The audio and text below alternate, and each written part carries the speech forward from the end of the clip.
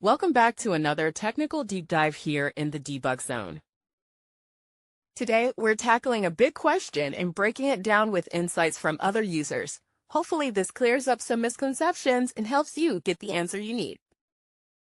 So, buckle up, stay a little curious, and let's jump right in.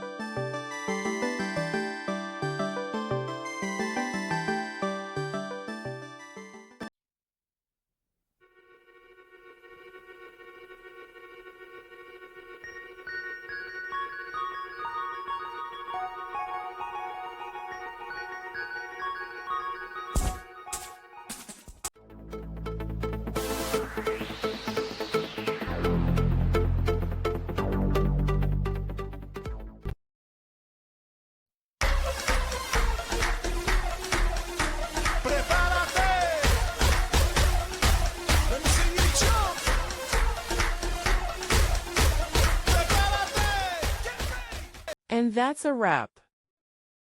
I hope you found the answer you were looking for. If you did, take a second to hit that subscribe button. It really helps out. And let me know in the comments which solution worked best for you. See you next time in the debug zone.